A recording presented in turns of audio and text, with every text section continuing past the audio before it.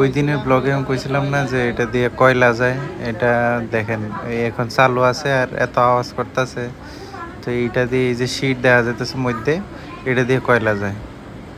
কয়লা যায় কই ওই কারখানার মধ্যে, যে কারখানাতে কয়লার থেকে বিদ্যুৎ উৎপাদন হয়। তো এই বিদ্যুৎগুলা কিতা করে এখানে উৎপাদন হওয়ার পরে এরপরে বিভিন্ন স্টেটের মধ্যে এটিরে পাচার করা হয় এখান থেকে।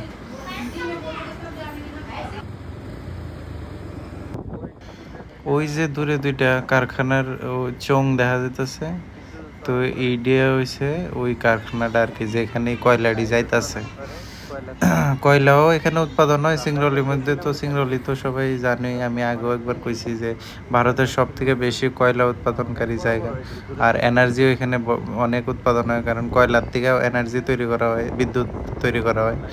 তো ওই এইখানে একটা কারখানা আছে, তো এটাই আজকে আপনারা দেখা যাচ্ছে। আরও অনেক কারখানা আছে সিংরলির মধ্যে, তো ওইটার মধ্যে ওই কয়লা উৎপাদন হয়। এই হচ্ছে সামনে কারখানা যেখানে বিদ্যুৎ উৎপাদন হয়, আর এটি দিয়া কয়লা যায় ওখানে। এই রাস্তা দিয়ে কয়লা ওখানে যায়, এরপরে এই কয়লারে জ্বালানি হিসাবে ব্যবহার করে ওখানে বিদ্যুৎ উৎপাদন হয়। ওইটার সামনে দিয়ে যাবো, ওখানে আপনারা দেখাবো এটা কত উঁচা। এখনো তো আমরা অনেক দূরে, প্রায় 3 কিলোমিটার দূরের থেকে দেখাই যাচ্ছি। এটা এতটুকু দূরে আছি আমরা। আয়া বলছি প্রায় 2 কিলোমিটারের মতো, কিন্তু শেষ হইতেছে না রাস্তা। রাস্তা যেমন আরো লম্বা হইতেছে,